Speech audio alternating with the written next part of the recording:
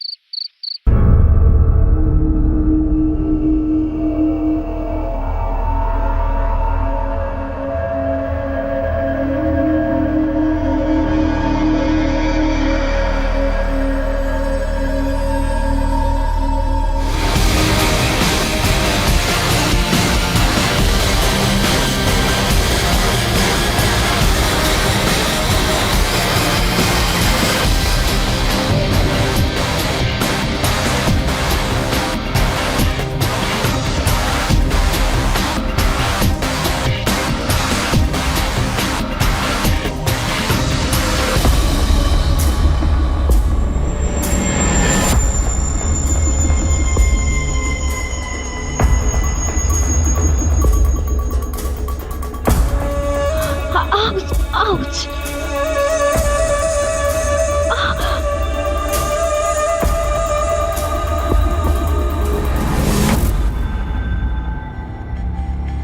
अरे क्या बताए, अभी तक पगार नहीं हुई ना, हमें आना है आपके पास। ठीक है, चलिए चलिए।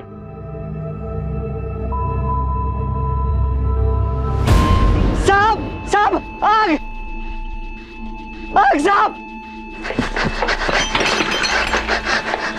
गणेश साहब, मैं क्या हुआ? ऊपर के कमरे में आग लग गई है। आग लग गई? आकाश भैया दरवाजा खोलिए। बड़े साहब, साहब दरवाजा खोलिए। बड़े साहब। आकाश भैया, क्या हुआ? वो ऊपर के कमरे में क्या हुआ? साहब ऊपर आग लग गई। चलिए जल्दी चलिए जल्दी। आग लगी, ऊपर के कमरे में आग लगी।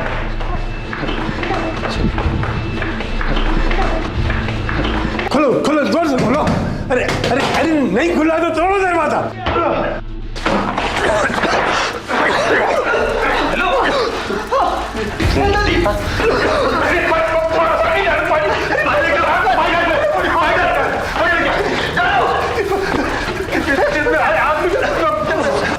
मुंबई के एक उपनगर मलाड के एक बंगलो में एक लड़की अपने कमरे में धुन धुन कर चलती रही और उसके परिवार को इस घटना के घटने की भनक तक नहीं लगी।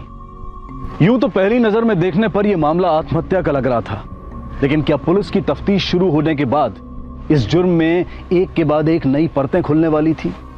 क्या जुर्म का एक ऐसा कॉकटेल सामने आने वाला था जिसमें ना सिर्फ शोषण और धोखा होगा, बल्कि ठगी, हत्या, लूट और बलात्कार भी पाया जाएगा?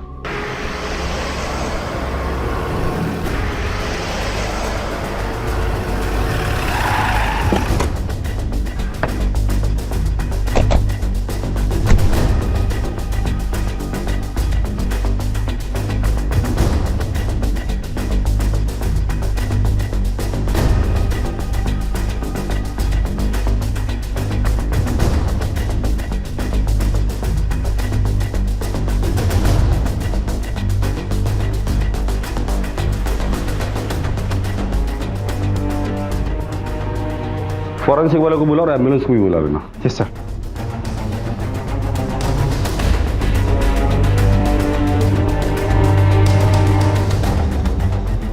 सर लड़की तो स्कूल यूनिफॉर्म पहनी हुई है। क्या ये आपकी बेटी थी? जी नहीं, मेरा बहुत पुराना मुलाजिम है गणेश, उसकी बीवी थी। क्या ये तुम्हारी बीवी थी?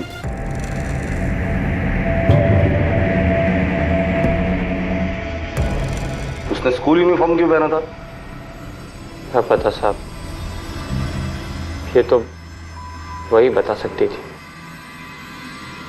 सर, ये घर मेरे चाचा जी का है।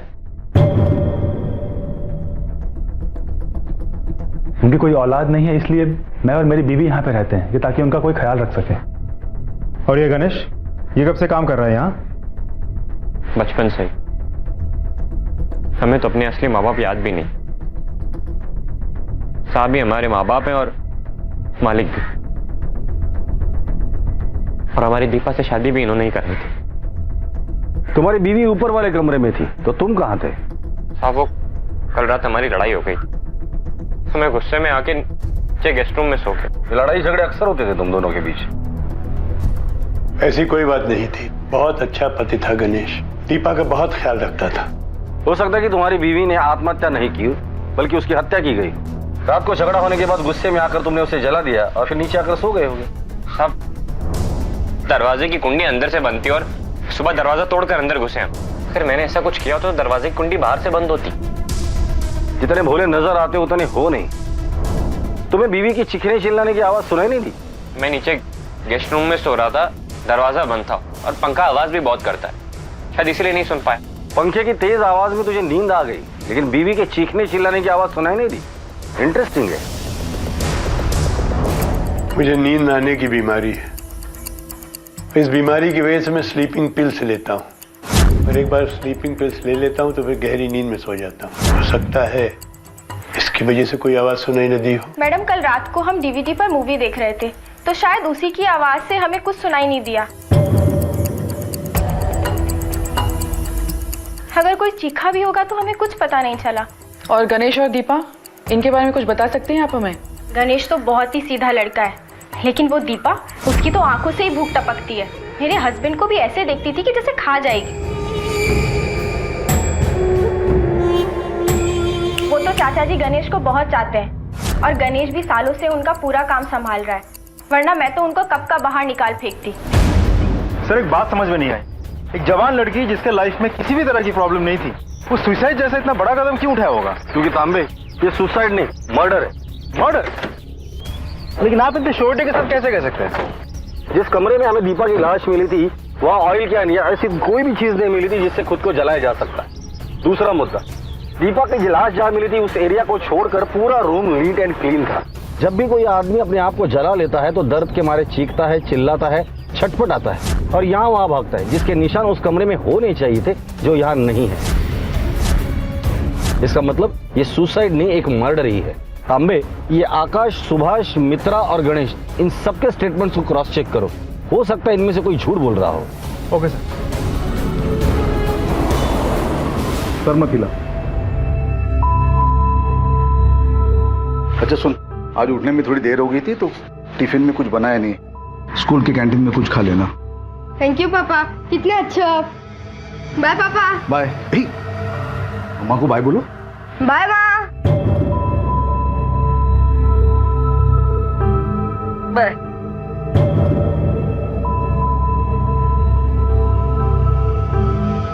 संभाल के जाना बेटा।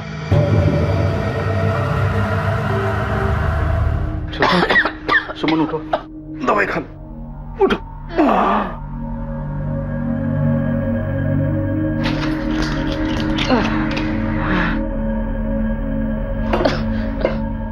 लो,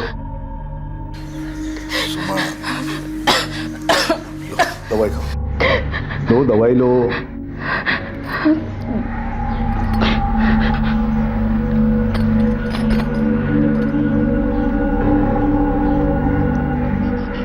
डायलिसिस के लिए जाना है ना, उठो, चलो तैयार हो जाओ, उठो, संभाल के चलो।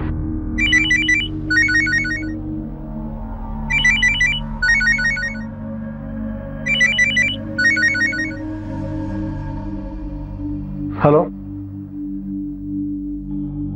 क्या? लेकिन कैसे? क्या हुआ? बोलिए ना, क्या हुआ? दीपा तो तुम्हारी साली थी, तुम्हारी बीवी की बहन, तो तुम्हारी बीवी तुम्हारे साथ क्यों नहीं आई? साहब, मेरी बीवी खुद आना चाहती थी, उसकी दोनों किडनियां खराब हो गई, उसकी तबीयत बहुत खराब है साहब, इसलिए। सुरेश जी, क्या आप हमें दीपा के बारे में कुछ बता सकते हैं? मतलब कैसी लड़की थी वो? दीपा बहुत अच्छी लड़की थी साहब, एकदम नेक, हमेशा खुश रहती थी, सबको खुश रखती थी, सबसे प्यार करती थी। देखिए, हमें शक है कि उसका मर्डर हुआ है। आपको क्या लगता है, गणेश ये सब कर सकता है?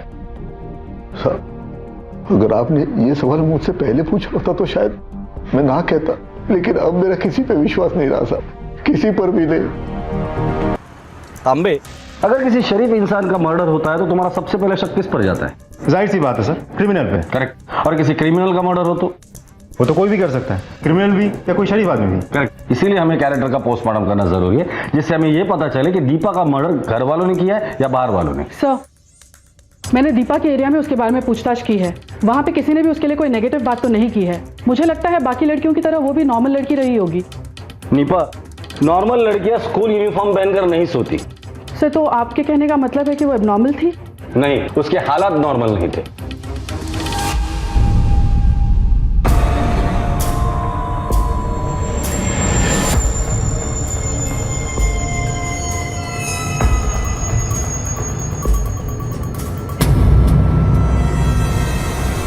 इस केस में पुलिस अब तक सिर्फ एक निष्कर्ष पर पहुंच पाई थी, और वो ये कि दीपा ने आत्महत्या नहीं की थी बल्कि उसकी हत्या हुई थी। और इस हत्या को लेकर उन्हें दीपा के पति गणेश पर शक जरूर था, लेकिन इस हत्या की वजह और गणेश या किसी और को भी इस हत्या से जुड़ने वाली कोई भी कड़ी अब तक उनके हाथ नहीं लगी थी। एक शादीशुदा महिला का एक छोटी बच्ची की तरह स्कूल यूनिफॉर्म पहनकर तैयार होना इस केस की सबसे असामान्य बात थी, और शायद वो महत्वपूर्ण सूत्र भी जो इस हत्या की गुत्थी को सुलझाने में पुलिस की मदद कर सकता था। लेकिन सुलझने से पहले इस गुत्थी का और उलझना अभी बाकी था।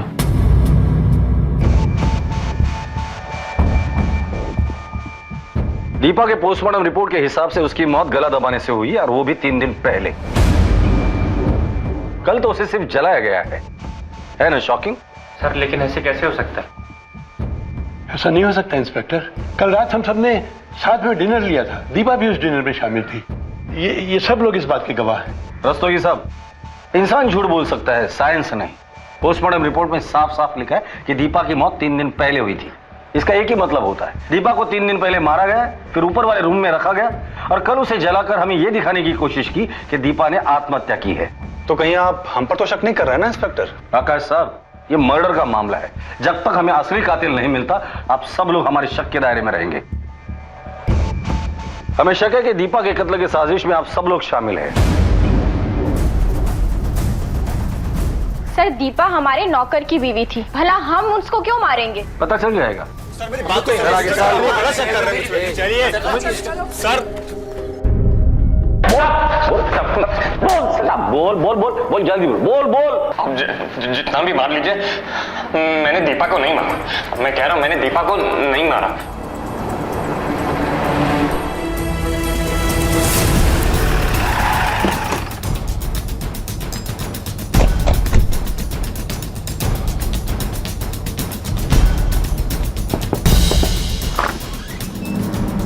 जी? घर पर कोई है? माँ, पुलिस अंकल। आप लोग? आपके पति कहाँ हैं? वो मेरी दवाइयाँ और घर का राशन लाने गए। दीपा और गणेश के संबंध कैसे थे?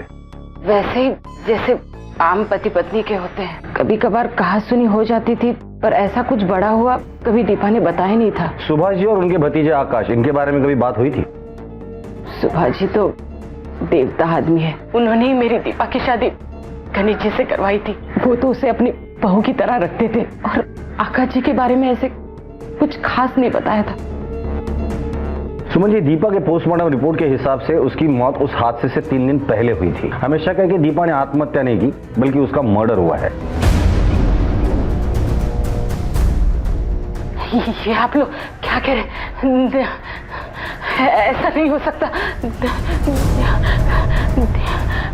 दीपा से आपकी आखिरी बार कब बात हुई थी? दीपा को जानते हैं आप? हाँ सर, जानते। आखिरी बार कब देखा था दीपा को? सर, ध्यान से तो याद नहीं है, लेकिन 2-3 दिन पहले उसको देखा था मैंने, उसके बाद नहीं देखा। जी, मैंने उसे 2-3 दिनों से नहीं देखा। सर, एक बहुत ही चौंका देने वाली खबर हाथ लगी है सर। ये देखिए।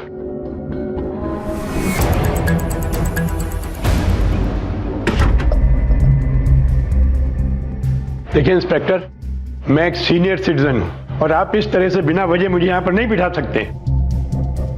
ये वजह कैसी रहेगी आपको यहां रोक कर रखने के लिए?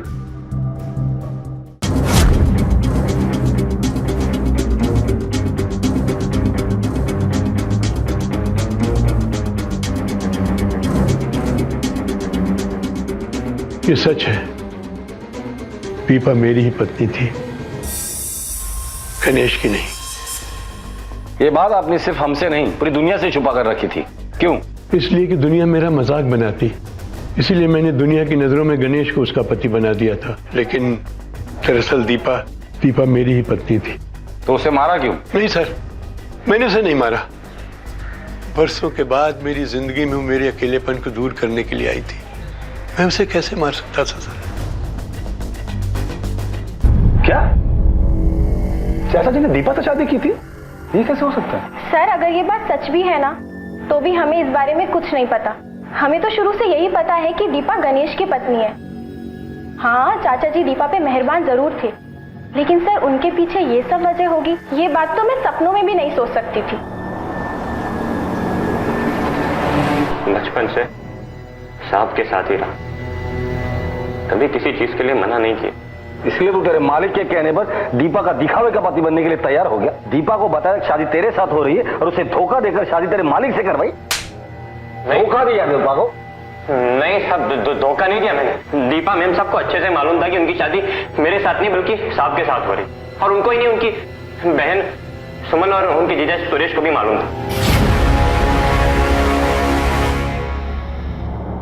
सुरेश को बुलाओ। सर। बोल। हो सर, मैं और सुमन दोनों इस बात को जानते थे। हमने वकील को घर पर बुला के उन दोनों की शादी करवा दी थी। आसपास वालों को, रिश्तेदारों को यह बताया था कि दीपा की शादी गणेश के साथ हो गई है। तुमने तो कहा था कि दीपा तुम्हारी बेटी की तरह है, फिर उसकी शादी उससे दुगनी उम्र वाले आदमी के साथ क्यों की? साहब, दीपा मांगलिक थी। हमने उसकी शादी के लिए बहुत कोशिश की, लेकिन कहीं कुछ नहीं हुआ था। एक दिन सुभाष जी ने दीपा का हाथ मांगा, लेकिन सुभाष जी की उम्र को देख के हम लोग थोड़ा सोच विचार में पड़ गए थे। लेकिन दीपा ने उनसे शादी करने के लिए हाँ बोल दी, तो हमें भी हाँ बोलना पड़ा। तुमने समझाया नहीं उसे? बहुत समझाया था सर। सुमन ने तो अपनी कसम तक दी थी उसको, लेकिन दीपा ने एक न मानी। उसने कहा कि अगर सुभाष जी से उसकी शादी नहीं हुई तो वो जान दे देगी। हमें उसकी बात माननी पड़ी साहब। अगर दीपा आपकी बीवी है तो उसे आपके कमरे में होना चाहिए था। वो दूसरे कमरे में क्या कर रही थी? घर वालों को मेरे संबंधों के बारे में पता नहीं था, इसलिए मेरे साथ समय बिताने के बाद वो पास के कमरे में चली जाती थी ताकि लोग हमें एक साथ में देख सकें। स्कूल यूनिफॉर्म पहनकर? नहीं सर, मैंने उसे बहुत सारी ड्रेसेस लाके दी थी, यहां तक कि उसके पास बहुत सारी नाइट ड्रेसेस भी थी। वो स्कूल यूनिफॉर्म कैसे पहने हुए थी मुझे नहीं मालूम। हेलो। हाँ मैं ठीक हूँ, चाबी का इंतजाम हो गया। ठीक है, तो कल सुबह पक्का। क्या लगता है सर, इस सुभाष और दीपा के रिश्ते की सच्चाई का उसके मर्डर के साथ कोई लेना देना हो सकता है? क्यों नहीं हो सकता? हो सकता है कि शादी के बाद दीपा गणेश को चाहने लगी थी और ये बात सुभाष को पता चल गई और इसलिए उसने मार डाला। फिर गणेश क्यों चुप रहेगा सर? गणेश इसलिए चुप बैठा क्योंकि गणेश नौकर है, बचपन से उनके घर पे रहा है। अगर वो मुंह खोलेगा तो सब कुछ गवा बैठेगा। फिर तो उसके भतीजे आकाश और उसकी पत्नी मित्रा को भी इसके बारे में पता हो सकता है। बिल्कुल हो सकता है, लेकिन आकाश के अलावा सुभाष का इस दुनिया में कोई नहीं।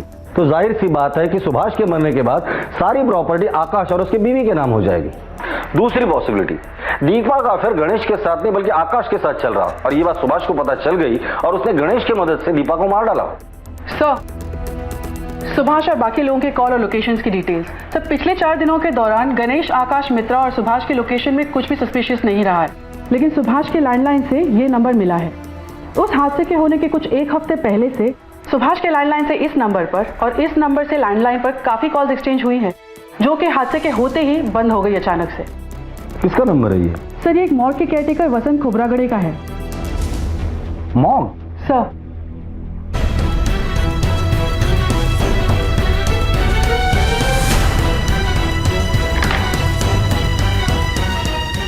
नमस्कार, इंस्पेक्टर धनावड़े बोलते हैं। वसंत खोबरागड़े आहेत का? लेकिन खोबरागड़े के साहब को तो अभी सस्पेंड कर दिया गया है साहब। सस्पेंड? क्यों? अभी 4 दिन पहले हमारे यहाँ से एक लड़की की लाश गायब हो गई थी, इसलिए। तांबे, ये दीपा की बॉडी की शिनाख्त किसने की थी? सर, पहले गणेश ने और फिर सुरेश ने। दीपा की बहन सुमन और दीपा की बॉडी का डीएनए टेस्ट करवाओ। Yes sir. दीपा की मौत के एकदम पहले एक मुर्दा घर से उसकी ही उम्र और कदकाठी वाली लड़की की लाश गायब हो जाती है। कहीं इसका मतलब ये तो नहीं कि दीपा जिंदा है और उसकी मौत सिर्फ एक नाटक? और अगर ये सच है तो कौन रच रहा था ये नाटक और कहां है दीपा? सुमन, सुमन, दरवाजा खोलो, देखो कौन आया है।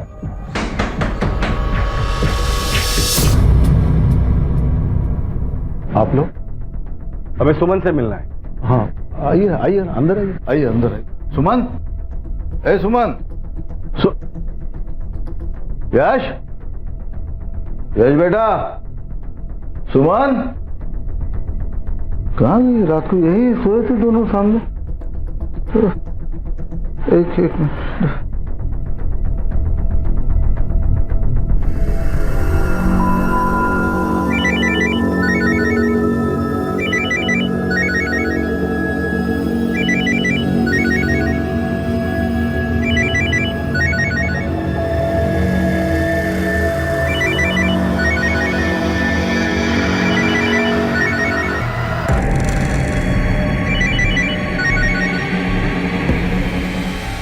उसका फोन तो यहीं पर, फिर कहाँ चली गई? एक मिनट, शायद डॉक्टर के पास गई होगी।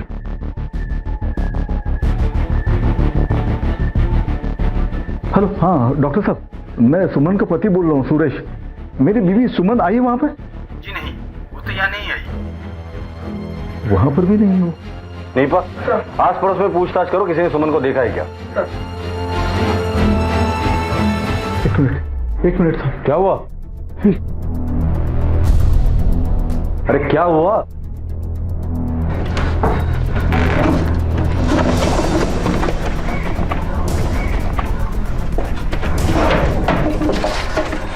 अरे हुआ क्या वो तो बताओ।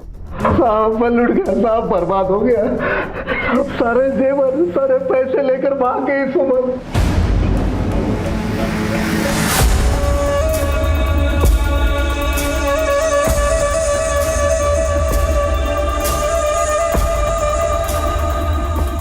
तांबे, ये सुमन के गायब होने वाली बात मुझे हजम नहीं हो रही है। सुमन का गायब होना और दीपा मर्डर केस, ये दोनों एक दूसरे से कनेक्टेड है।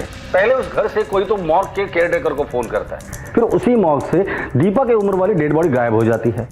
मुझे लगता है ये सारे टुकड़े एक ही केस के, जिसे हम जोड़ नहीं पा रहे। मुझे भी कुछ ऐसा लगता है सर। ये देखिए, सुमन के कॉल रिकॉर्ड में दीपा का एक कॉल है।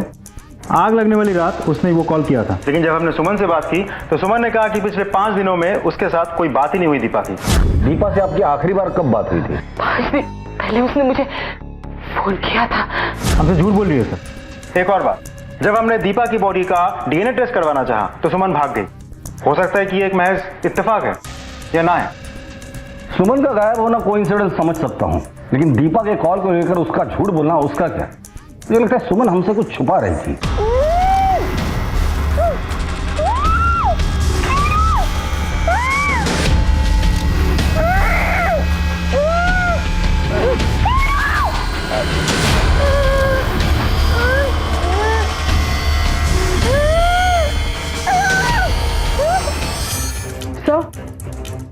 उस मॉब का केयरटेकर वसंत खोबरागड़े हमारी कस्टडी में है।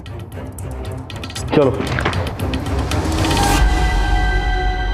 सर मारिएगा मत सर, मारे सब कुछ बताऊंगा सच सर। साहब छोटी सी लालच की वजह से मैंने इतनी बड़ी गलती कर दी सर। साहब कोई 10 दिन पहले की बात है, मुझे किसी ने फोन किया सर। साहब उसने मुझे बोला वो 5 लाख रुपए मुझे देगा यदि मैं उसको एक जवान लड़की का डेड बॉडी ला कर दूं। साहब जी मुझे पहले उसकी बात पर बिल्कुल विश्वास नहीं हुआ सर, लेकिन साहब उसने अपना फोन नंबर और मुझे एडवांस में 2 लाख रुपए भी दिए साहब। मुझे उसकी बात पर विश्वास करना पड़ा साहब। मैंने उसको डेड बॉडी ला कर दे दी सब, इसके अलावा मैंने कुछ नहीं किया सर, विश्वास करो सर। वो आदमी अगर सामने आएगा तो पहचान पाओगे? नहीं साहब उससे मेरी फोन पर बात हुई थी, आमने सामने नहीं हुई थी साहब। बॉडी की शिनाख्त कर पाएगा तू? हाँ बिल्कुल करूंगा साहब।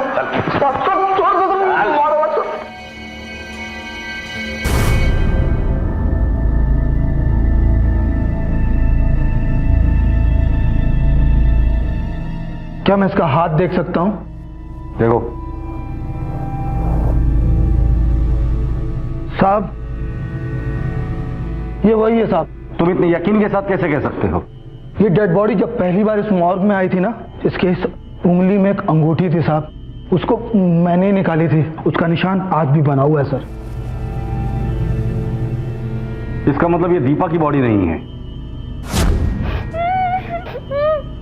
सर इस बात में कोई शक नहीं है कि दीपा जिंदा है। फिर बॉडी की अदला बदली का खेल खेल के हमें बेवकूफ बना जा रहा है। लेकिन खेल कौन रहा है? खुद दीपा, और घर का कोई आदमी भी इसमें इन्वॉल्व है। लेकिन सर उसी घर का कोई होगा, हम इतनी श्योरिटी के साथ कैसे बोल सकते हैं? बाहर का भी तो कोई हो सकता है। चांस ही नहीं। अकेली दीपा या कोई बाहर का आदमी घर में सबके रहते हुए बॉडी को घर में लाना, प्लांट करना इम्पॉसिबल है। मॉर्ग के केयर टेकर को भी फोन उसी घर के लैंडलाइन से गया था। इसका मतलब घर का कोई आदमी इन्वॉल्व है। सर हम आपके पास ही आ रहे थे। वो चाचा जी का कल रात से कुछ पता नहीं चल रहा है। उनको फोन ट्राई कर रहा हूं, उनका फोन बंद आ रहा है। यहां तक कि उनके दोस्तों को भी मैंने खबर की, लेकिन कुछ पता नहीं चल पाया सर।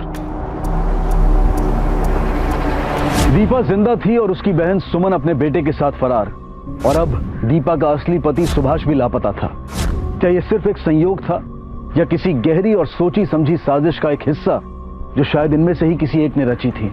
सवालों के ढेर लगते जा रहे थे और जवाबों का दूर दूर तक पता नहीं था।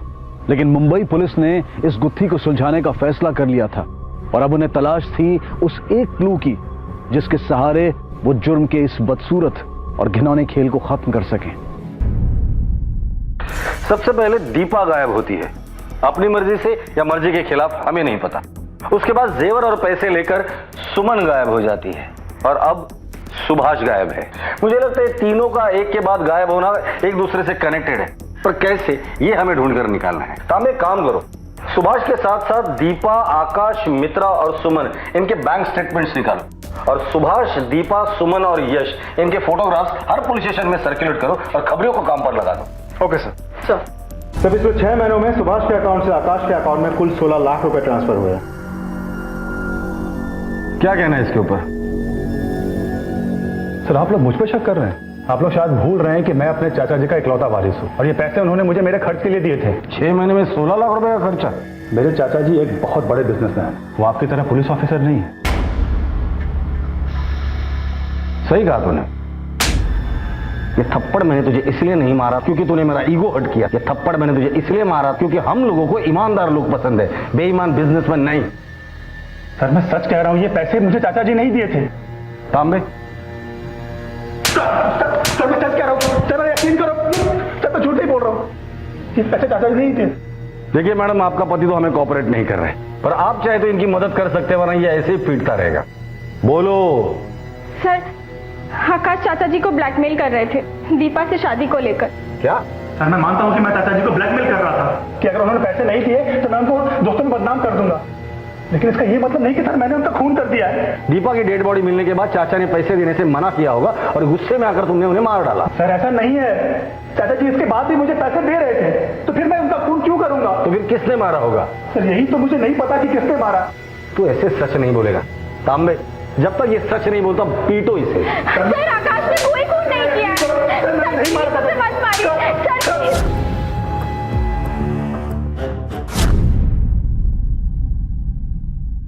सुभाष ने तुम्हारे अकाउंट में 3 लाख रुपए ट्रांसफर किए थे, किस लिए? वो सर उनके बहुत एहसान है मुझ पर। सर ये सुमन की ट्रीटमेंट में मेरे बहुत पैसे खर्च हो गए थे, मेरे पास पैसे बचे ही नहीं थे, तो मैंने मेरे गांव की जमीन बेचने के लिए निकाली थी, लेकिन वो भी नहीं बिक रही थी। तो मैंने सुभाष जी से 3 लाख रुपए उधार लिया था। ये जमीन का व्यवहार होने के बाद उनको लौटाना था, लेकिन वही पैसा लेके सुमन भाग गई साहब। सर अगर मेरी बात झूठी निकली तो मुझे फांसी पे चढ़ा देना सर, आई शपथ। ठीक है, जाओ तुम। सर नजर रखना इस पर।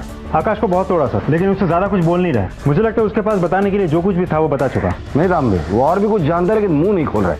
वैसे ये काम कहाँ करता है? सर किसी गारमेंट शोरूम में मैनेजर का काम करता है। वहां जाके इंक्वायरी करो, शायद कुछ हाथ लग जाए। फिलहाल उसे जाने दो, लेकिन उस पर भी नजर रखना। ओके सर हमारे एक खबरी ने सुमन को विरार के घर में देखा है। चलो।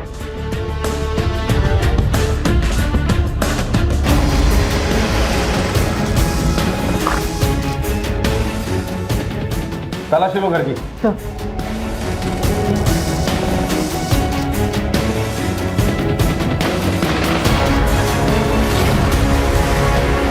Sir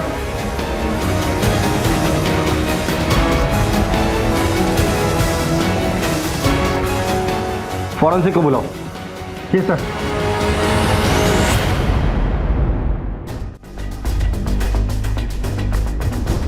Nipah, yes sir. पता करो ये घर किसके नाम पर है और किसे रेंट पर दिया था। Right sir. सर, सुभाष मारा जा चुका है, दीपा जिंदा है और सुमन और दीपा दोनों ही फरार है और किसी भी नेबर ने उनको एक साथ नहीं देखा है। वैसे देखा जाए तो दोनों को एक साथ ही होना चाहिए था। होना तो चाहिए और यही हुआ होगा। दीपा ने सबसे पहले अपने मौत का नाटक किया और गायब हो गई। उसके बाद सुमन पैसे और जेवर लेकर गायब हो गई। शायद उसके बाद सुभाष को सुमन ने कांटेक्ट किया होगा और दीपा जिंदा होने की बात कही होगी और पैसे की डिमांड की होगी और पैसे मिलने के बाद दीपा और सुमन ने मिलकर सुभाष को मार डाला और भाग गए, लेकिन अलग अलग। लेकिन सर अलग अलग क्यों, एक साथ क्यों नहीं? इसका जवाब तो वो दोनों ही दे सकती है। सुरेश ने हमसे कहा था कि सुमन को किडनी का प्रॉब्लम है और उसे डायलिसिस की जरूरत पड़ती है। इस एरिया में जितने भी डायलिसिस सेंटर है उन्हें कांटेक्ट करो और उनके सुमन की डिटेल्स दे दो और उनसे कहो अगर वो वहां आती है तो सबसे पहले हमें कांटेक्ट करें। सर। अब मुझे इंतजार कल का है। क्यों सर? सुभाष रस्तोगी कोई मामूली आदमी नहीं था, एक बिजनेस टाइकून था। और जब भी कोई बिजनेस टाइकून मरता है अपनी वसीयत जरूर बनाता है।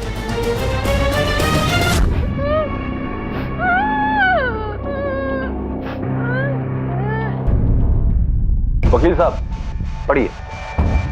मेरे क्लाइंट मिस्टर सुभाष रस्तोगी ने अपनी चल और अचल संपत्ति अपनी वाइफ दीपा और अपने नौकर गणेश के नाम कर दी है। अरे ये क्या बकवास है? हाँ? चाचा जी ऐसी वसीयत कर नहीं सकते। झूठ बोल रहे हो तुम, दिखाओ मुझे। साले नमक हराम, तूने और दीपा ने मिलकर चाचा जी को मेरे खिलाफ भड़काया होगा। पहले तुम दोनों ने प्रॉपर्टी पे नाम करवा ली, उसके बाद उन्हें जान से मार डाला। नहीं छोड़ूंगा तुझे। हीरो छोड़िए, चल साइड में आ। सही से गिरफ्तार कीजिए। ये सब इसका और दीपा का प्लान था सर। इसे पकड़ लीजिए सर। तांबे ले चलो इसे। अरे सर आप इसकी बात सर, ये विरार के उसी मकान का मालिक है जहाँ पे हमें सुभाष की लाश मिली थी और इसका कहना है कि उस मकान को गणेश नाम के किसी आदमी ने किराए पर लिया था। आओ।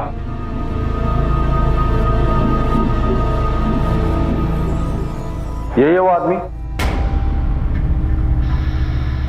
हाँ साहब यही था वो आदमी। ठीक है जाओ। झूठ बोला, तुमने वो घर किराए पे क्यों लिया था और सुमन उस घर में क्यों रहती थी? मैंने कुछ नहीं किया। झूठ बोल रहा है तू भी इस प्लान में शामिल था।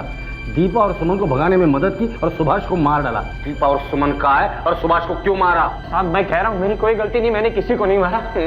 मैं बेकसूर हूँ, मैं बोल रहा हूँ साहब मैंने कुछ नहीं। तांबे, ये दीपा और सुमन का मिलना बहुत जरूरी है। जब तक ये दोनों हाथ नहीं लगती इस केस की गुत्थी नहीं सुलझेगी। अब डायलिसिस के लिए चलिए ना माँ, कितने दिनों से नहीं करवाया, मुझे बहुत डर लग रहा है माँ, प्लीज चलिए ना, प्लीज माँ।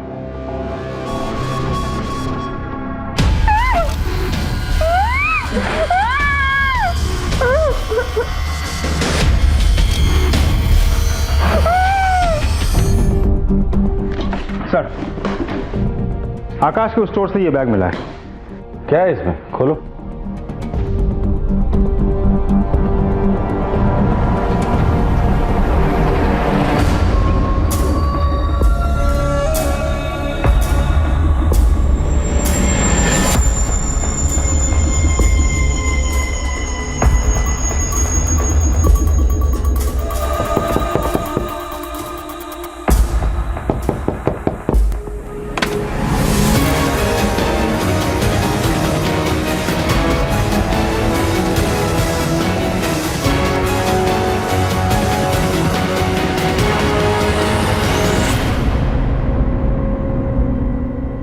ये सब तुम्हारा ही है ना? बोलो। सर मैं एक शादीशुदा इंसान हूं और ये सारा सामान मैं अपनी बीवी के ऊपर इस्तेमाल करता हूं।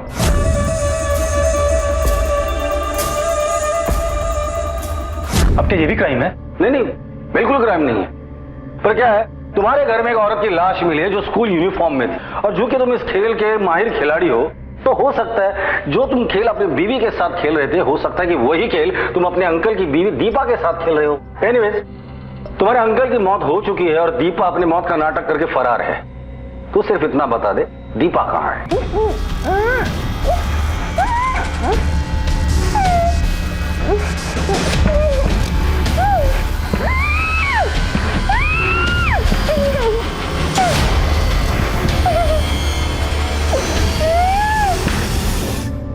सर मुझे सच में नहीं पता कि दीपा कहां पे है और मैं तो शुरू से जानता था कि दीपा मेरे चाचा जी की वाइफ है, और मैं अपने चाचा जी की वाइफ के साथ ऐसा कैसे कर सकता हूँ? तेरे बारे में मुझे नहीं पता, लेकिन आग की फितरत में बहुत अच्छे से जानता हूँ। जब लगती है ना तो घर रिश्ते कुछ नहीं देखती, सिर्फ जलाना जानती है। अब वो आग तेरे अंदर लगी थी या दीपा के अंदर लगी थी, वो तू हमें बताएगा। सर, मैं आपको कैसे यकीन दिलाऊं कि ऐसा कुछ भी नहीं था मेरे और दीपा के बीच में? तांबे, इस बार इसका इस्तेमाल करना। सर मेरी बात तो सुनिए। सर मैं सच कह रहा हूं, सर तो कुछ भी नहीं था। नमस्कार, इंस्पेक्टर धनावड़े बोलते हैं।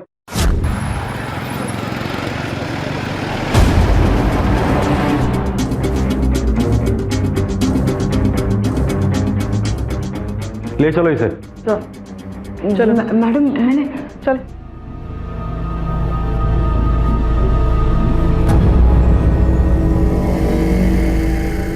आप भी यहाँ? दीपा मैडम का है? वो ठीक तो है ना? आप दोनों साथ में थे, आप अकेले? हमारा शक सही निकला। तूने मदद की थी ना दीपा और सुमन को यहाँ से भगाने में? साहब, पर मैंने मदद की थी और इसीलिए मुर्दा घर से लाश लेकर जलाई, ताकि लोगों को लगे कि वो मर चुकी है और कोई उन्हें ढूंढने की कोशिश न करे। तो ये सब किया क्यों तुमने? आपको आकाश भैया के ऑफिस से जो सामान मिला था वो दरअसल चुराया हुआ। असल में वो सामान साहब का था। सुभाष जी का?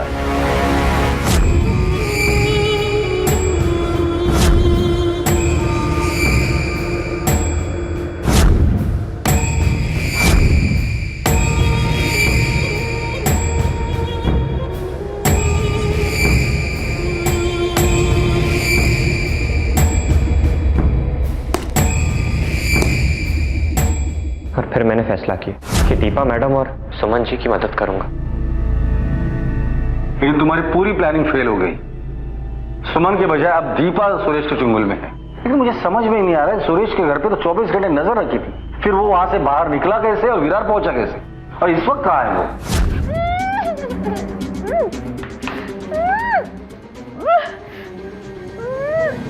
दीपा कहां है? दीपा मेरे साथ ही थी। जल्दी निकलते हैं यहाँ से।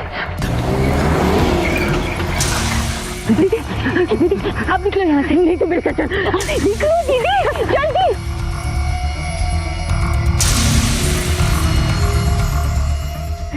दीपा को किडनैप किसने किया? मेरे पति ने।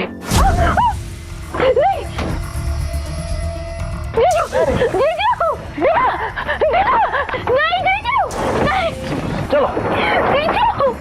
सुरेश ने? दुनिया जैसे उसे समझती है वो आदमी वैसा नहीं है। भेड़िया है वो, भेड़िया। मेरे माँ बाप की जब से मौत हुई, जब दीपा मेरे पास रहने आई, तब से वो। जीजू, ये क्या कर रहे हो? छोड़ो जी, छोड़ दीजिए। अरे भगवान को तेरी क्या जरूरत? तेरी जरूरत तो मुझे। आ जाओ।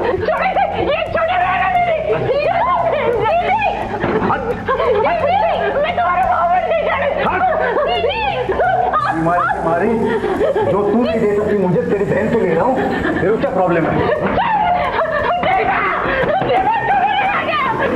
दीपा की शादी सुभाषी से पहली बार नहीं हुई थी, इससे भी 3 बार उसकी शादी करा चुका है सुरेश। उसने तो अपना धंधा बना लिया था।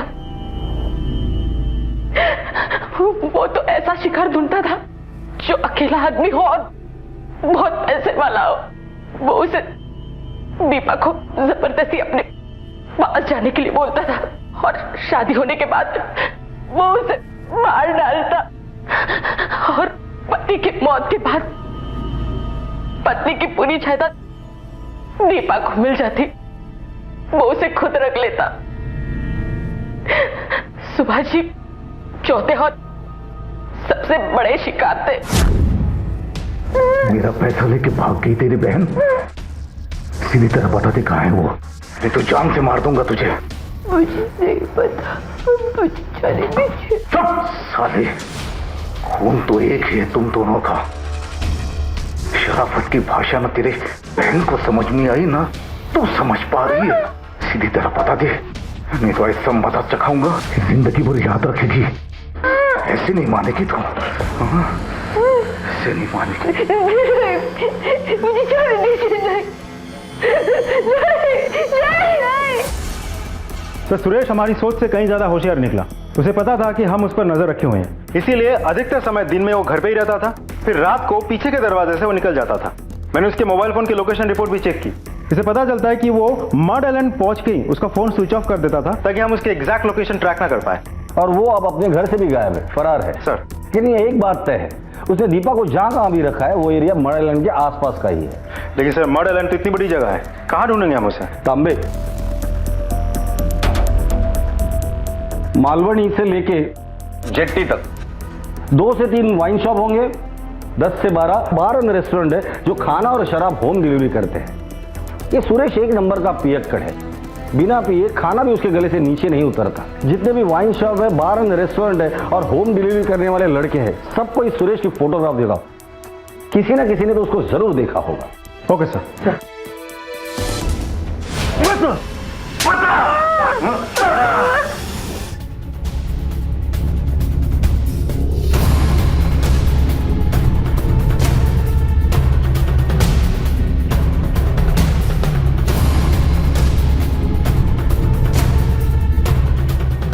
सुनिए जरा, ये फोटो देखिए। इसको देखा है कभी? हमने नहीं देखा। नहीं देखा? अरे सुनो जरा, ये फोटो देखो, पहचानते हो? हाँ साहब, इनको मैं जानता हूँ। इनके यहाँ मैं हमेशा खाना पहुँचाने जाता हूँ। अभी मैं उनका ही पार्सल लेके जा रहा था। हमारे साथ चलो जरा।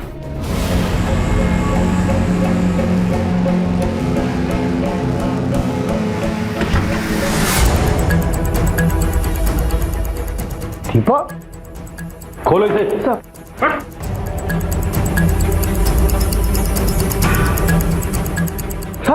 सब देखा ना, देखा मैंने दीपा को पकड़ के रखा है ना।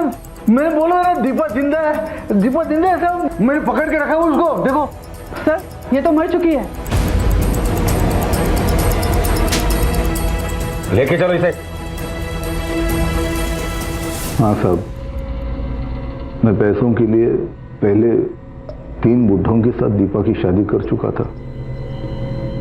उन तीनों में सुभाष बहुत पैसे वाला था। मैंने सोचा कि अगर सब कुछ ठीक चला तो मेरी पूरी लाइफ सेट हो जाएगी, मेरी भी और इन दोनों बहनों की भी। लेकिन इन दोनों बहनों ने सब कुछ बर्बाद कर दिया, सब कुछ। वो जली हुई लाश जब मिली उसके बाद न जाने कहां से सुभाष को मेरी असलियत के बारे में पता चल गया और वो मुझे धमकाने लगा कि वो आपको सब कुछ बोल देगा। मुझे उसे मारना पड़ा।